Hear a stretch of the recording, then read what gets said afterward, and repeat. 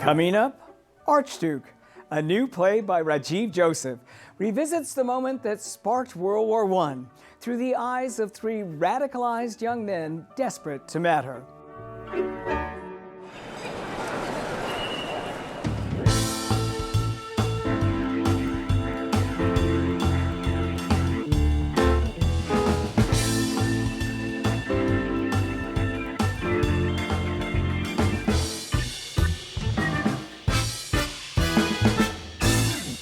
Hello, I'm Pacheco. Welcome to Theater, All the Moving Parts. In June of 1914, a teenage Gavrilo Princip assassinated the Archduke Franz Ferdinand, heir to the Austro-Hungarian throne. A spark that ignited World War I, a conflict that would claim millions of lives and reshape the modern world. Playwright Rajiv Joseph explores how Gavrilo and his young co-conspirators were indoctrinated, cajoled, and catechized by Captain Apis, the leader of the Black Hand movement, into committing murder, lured by the chance to give their pitiful and fragile lives meaning and a reason to be remembered. In this darkly comic retelling, the playwright strips away the myth of revolutionary heroism and exposes the desperate and often funny humanity beneath. Joining me is Tony Award-winning director Darko Tresnjak, along with cast members Jake Berne, Adrien Rolet, and Jason Sanchez, the trio of young recruits at the center of this haunting and timely new play. Welcome, Darko, Adrien, Jake, and Jason to Theater, All the Moving Parts, and congratulations on a most compelling production of a fascinating and complex play out of the very fertile imagination of Rajiv Joseph. We should say at the outset that Archduke is historical fiction, that it is about three young men who stumble into immortality. At the behest of Captain Apis, fighting for Serbian independence, they set out to make history. Jake plays Gavrilo, the most vulnerable and ultimately the most lethal of the group. Jason, Nedelko, the bomb thrower, and Adrien, the bullying Trifko. Darko, Rajiv has said there is a thin membrane between the sublime and the ridiculous in his work, in such plays as Bengal Tiger at the Baghdad Zoo or Guards at the Taj. Was this one of the most appealing aspects of doing this play for you? Yes, I refer to it as profound dopiness of his writing. And what I really appreciate about him is I think he writes important plays, but they're not self-important. And I find that very refreshing and very valuable. And that's how I like my theater. So I think he tackles, even when it's historical fiction, as you said, he tackles our own time. But he doesn't preach, so that's how I see it. Important, but not self-important. And he has a terrific sense of humor. And did you find it a difficult balancing act in terms of the darkly comic and the tragic aspects of a play that is about the murder of an Archduke and also which would lead to a war that would kill millions? Yeah, you know, I did not find it difficult, and as a friend of mine said a long time ago, they called me Darko, not Sparko. So my sense of humor is very much like Rajiv's, you know, and what I love about the play, ever since we got into performance, is that on a nightly basis, you can lean into the comedy, or you can lean into the pathos, the gore, the tragedy. It's very easy to gear shift, you know, on a nightly basis. So they don't have to, I think the actors don't have to prostitute themselves is a wrong word, but the value of the play is not based on the nightly laughter. And that's refreshing, because sometimes when you do a flat-out comedy, if you're not getting the laughs, it's hard. Have you three found that it is fun to play the comedy, and are there pitfalls as well? Jake, let me start with you. Yeah, thank you. The comedy is so fun, and I found that from the first time I read the script, the laughs and the jokes just jump from the page. Rajiv, his writing is hilarious, and especially the interactions between the three boys is so fun to play on a nightly basis, and we spend a lot of time together on stage and off stage. So I think that the humor in it really just jumps out. But even within that, the moments where there's no laughter, and as we get through the story arc of these characters, I think because we've been laughing so much, the emotional undercurrent of it really comes through and can shock people about what young boys are able to do. You are co-conspirators, obviously, on this mission. And Jason, did you find that there is a growing affection among the three of you, even though you roughhouse a lot, and in fact, somebody breaks your arm? Did you find that there was a growing affection by the end of the play? Yeah, absolutely. I think given their situation, it brings them together.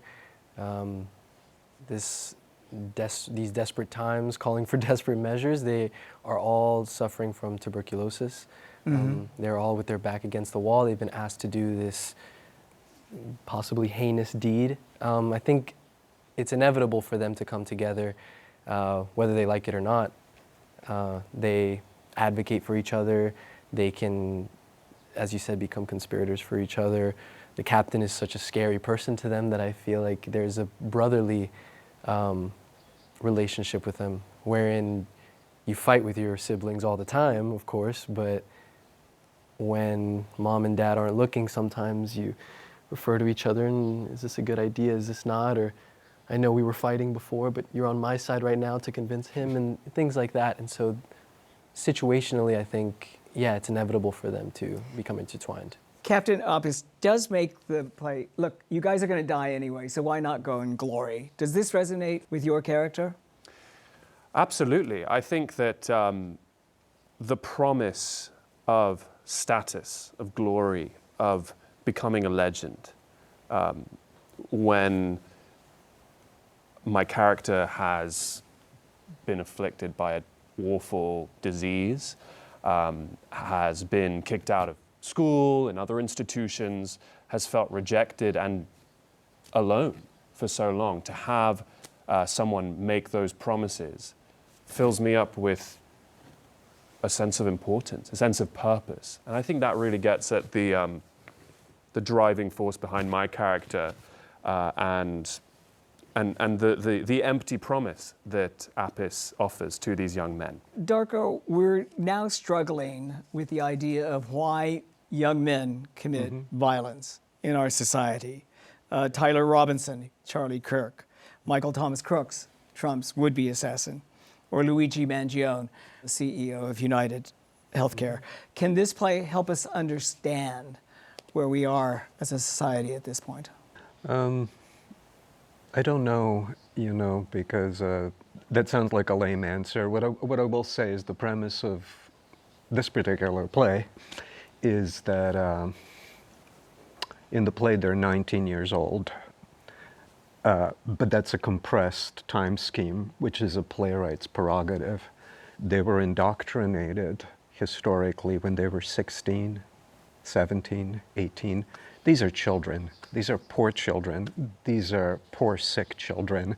So, so I think the point of view of the play is the captain passes it on as justice, what they're about to do. But looking at it another way, it's a dream of another empire, because at the end of the First World War, Serbs got, among other things, access to the Adriatic coast. The country lasted until the 90s, and then it fell apart. There was a lot of inequality in what was Yugoslavia, where I was born. So whether they were used for justice or for power, that is a loaded question to this day. So it's a compassionate look at these three boys, and boys who might find themselves in countries, when they're manipulated for power. So I don't compare it as much to those three instances in my own head. Does that make sense? Yes, absolutely. In your heads, in terms of reading the script and also doing research, whether it's of assassins from previous eras or contemporary assassins now, how did these possibly help you mold your respective characters? Adrien, let's start with you. Sure. Well, I think rooting that research in Serbian history was very important, looking at epic poetry of kings and war heroes, assassins who had become legend and had entered the kind of the fable status, the kind of the heroes that these characters might have growing up, and they might be part of songs and stories that they were told. I think that was helpful. That was a helpful start.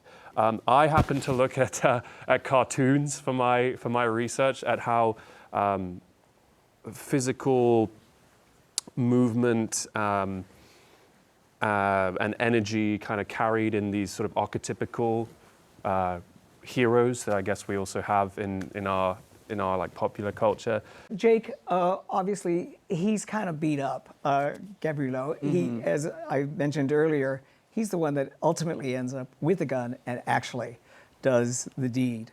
To what extent were you researching what we know about him historically, and at what point did you have to let that go and just let Rajiv's character inspire you? He's, like Darko said, compressing time, compressing history, and creating a theatrical piece out of it.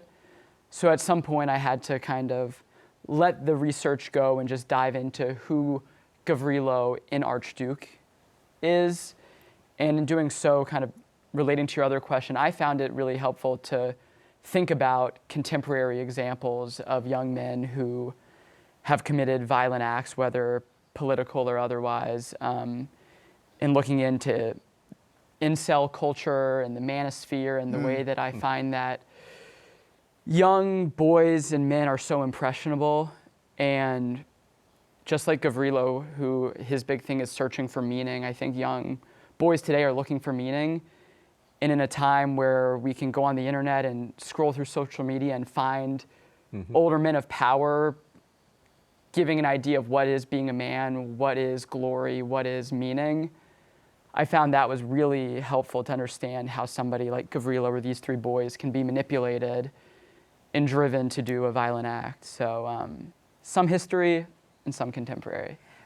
Jason, at one point, Captain Oppa says, "Be proud that you're born Serbian men," and you have balls that hang low and right? Yeah. Did that register with Nedeljko, or was there any other part of the script and the actions of the play that was a key to unlocking Nedeljko? Yeah, I think that scene especially is so masterfully crafted by Rajiv, and I think Darko has directed it wonderfully as well. Not just saying that because you're here. But I think the way it's written in the sense that Apis has highlighted everything that these boys do not have, even dares to go to the point things that have been taken away from them.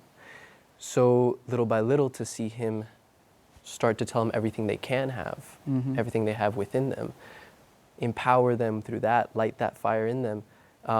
It stuck out in the writing so clearly, you know, how easily these boys were being manipulated, and the way that the captain is such a wordsmith with everything that he chooses to gear up these boys. And relating that to what Jake was saying too, the idea of social media nowadays, in another way, it highlights even young men looking at young men that have all of these things, social media presence, all the things that you don't have. It's highlighted to you. Adrien, you mentioned status rang through for your character, the status that Captain Opis offers. What really floated your boat when Captain Opis is offering? Is it a sandwich? Is it a woman? Is it patriotism? What registered with you, Jake? I think it's a mix of all these things, and I think it's a bit of like smoke and mirrors confusion where Opis is controlling their flow of information, and anytime he feels that he's losing them, he offers something else, whether it's a sandwich, a woman, or I think for myself and Gavrilo, it's that sense of giving meaning to what you're feeling.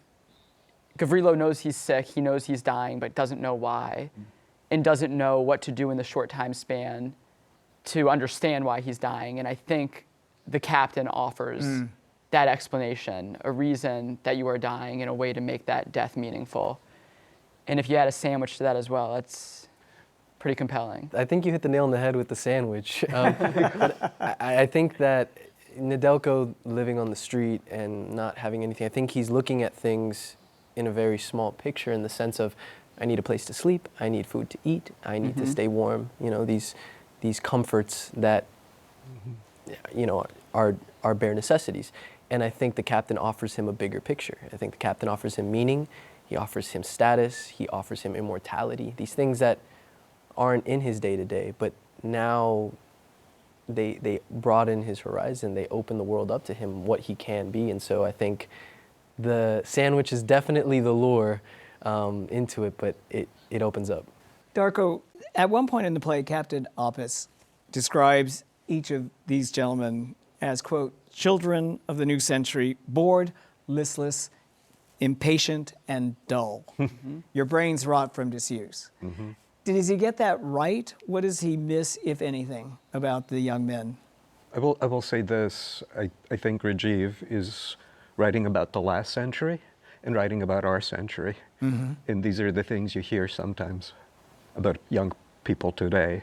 And I have to say, you know, because I was struck by that line, you know, and what I have to say about these three wonderful young actors is they fill my heart with so much hope for American theater. They came in with so much research under their belt, the level of preparation and it's incredible.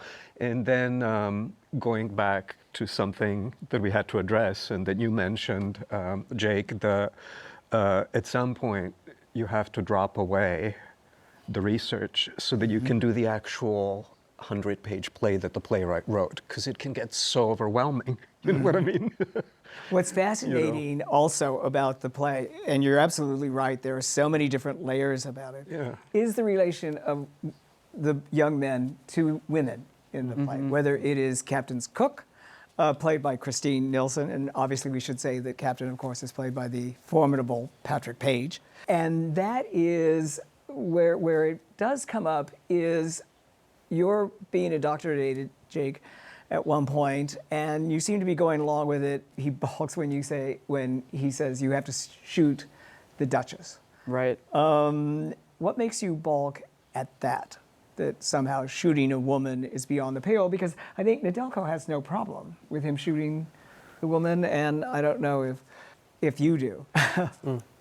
Well, to quickly answer that, because I know that the question was for Jake, I think it's important that the rage, at that point in the scene and in the play, the frustration, the rage, the pent-up anger and exhaustion that these boys have is being targeted towards the Archduke and the Archduchess. So understanding that hate and that willingness to kill and die and take your own life as well, being from a place of anger, self-hate, I think it is important to understand that the target that Apis has set up as women, the hate that my character might have for women, is a result of the indoctrination. Right. I think Gavrilo is just a little bit more sensitive in general, and Rajiv sets it up so well in the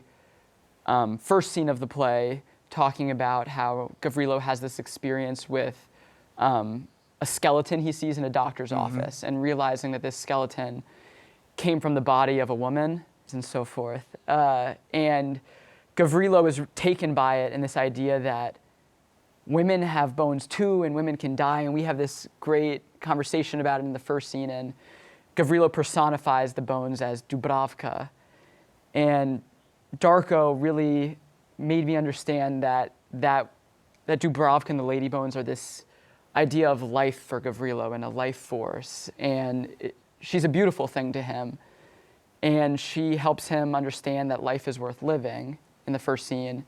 And so then as we go into the second scene and we learn about how they'll have to kill the Duchess Sophie as well, I think that voice of Dubravka in his head saying, don't do it, is so loud. And Gavrilo understands this idea that women and motherhood is this idea of life and beauty, and it's a no-go for him. And within the chaos of that second scene, when we're all going through the pantomime of the shooting, the idea of life and motherhood and women is so loud in Gavrilo's head that he just has to put a stop to it.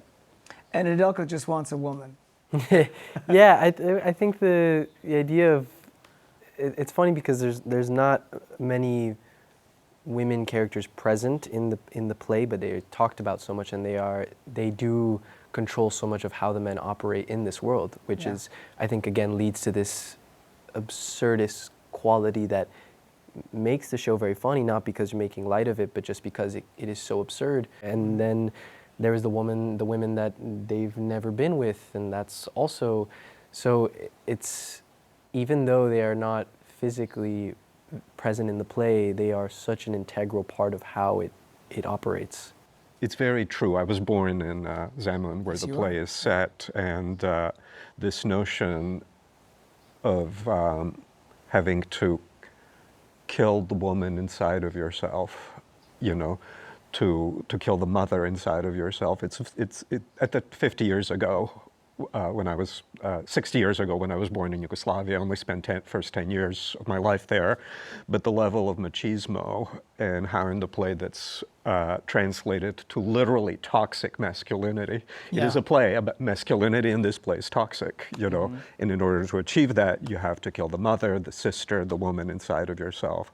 So I think, you know, the woman who keeps Gavrilo alive, Dubravka, it's a beautiful thing. It's a life force. The sack that Christine offers, it's full of life and medicine, and it's a nurturing thing that women represent, and that's what men have to kill inside of themselves. So both women as nurturers and women as destroyers within this play. I don't think they are destroyers, but I think, you know, the captain turns this young woman inside of Gavrilo's head into a destructive force. He turns her into a witch, which she's not. How powerful is the sacred mission to these young men? Because I'm thinking now of Christian nationalism, that parallel to our world right now, and Christian nationalism, the way that it is fueling a lot of young men, obviously, such as Charlie Kirk, if not others. How potent is that argument that Captain Apis makes to you? I think it quickly becomes everything for them because they have so little left, like they have nothing left. And so it becomes a mission for vengeance. It becomes a mission for immortality, like we said.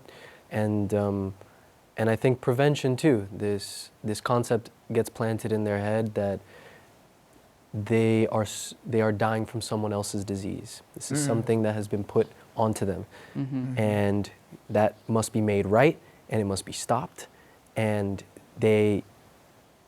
again, it's crafted in such a way where it is skillfully done to the point that they 100% believe. And the play wouldn't work if we didn't reach a point where the three of us are 100% in on this. And the only thing that makes us hesitate are these values that have been instilled into us that coincidentally are from the woman, from life force, from these things. It's so amazing what you just described is so much of the incel mentality that you were talking about earlier.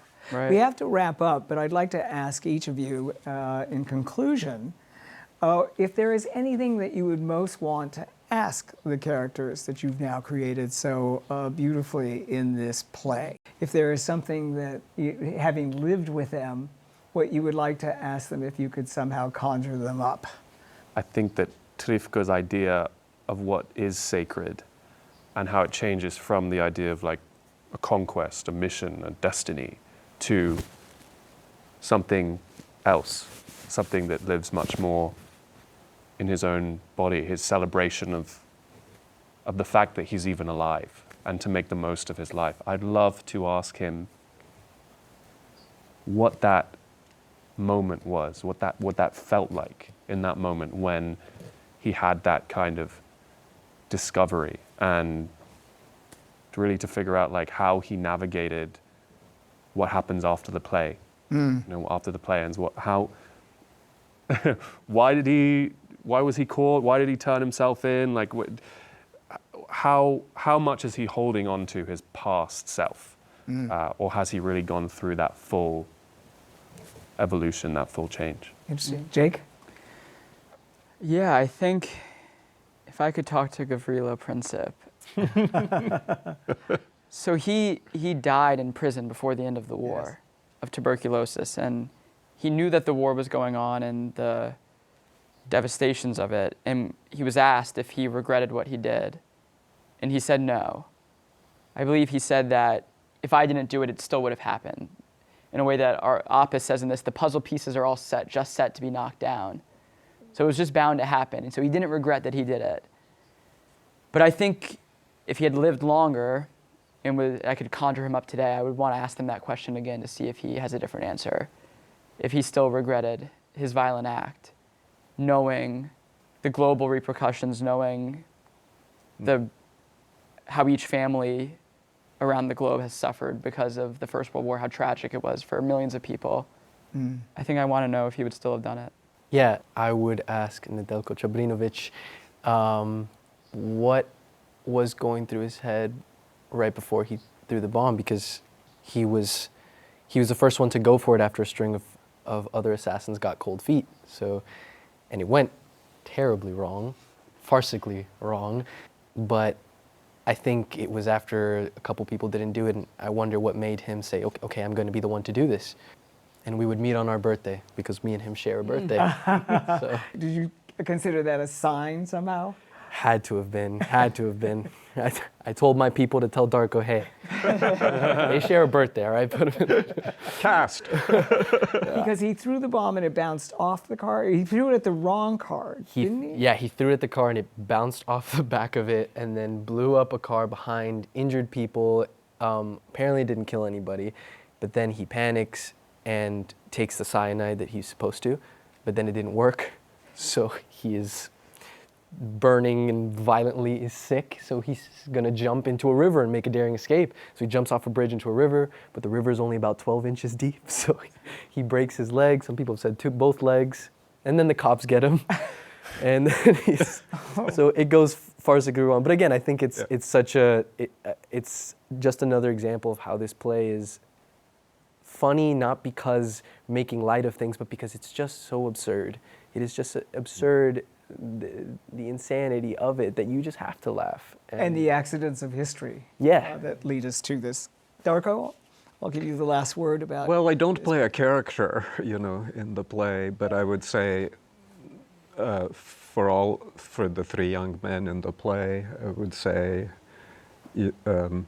20 million people died during the First World War. Just as many bodies were mangled after the war. In a sense, Oppus got what he wanted. Yugoslavia was formed, in the 90s. You mentioned, obviously, that you were born in Zemun, in Yugoslavia, and it was Serbia at this time, I believe, right? No, it's the time of Serbia. the play, it's Serbia. Yeah. And it was Serbia then, at the time of the play. Did the fact that it's so much a part of your DNA make it more difficult, more complicated to approach this play? It made it really fun, and it made it really joyous, and in a sense, I knew that you have to look at your own past objectively, and you probably should, no matter what you're doing as a director. So actually, I went back and did a great deal of research, because these things I grew up with. I wanted to look at it from the point of view of American and English and other scholarships. Thank you so much for this very informative and fascinating conversation, and I so look forward to seeing the play again. It was thrilling the first time. I can just imagine what it will be the second time. Thank you. Thank you very much. Thank you very much. And thank you for joining us. We look forward to bringing you more fascinating conversations with creative talents who live and work only to astonish us. Be sure to download the new CUNY TV app to watch all of our exciting and provocative shows, also available on YouTube. I'm Patrick Pacheco.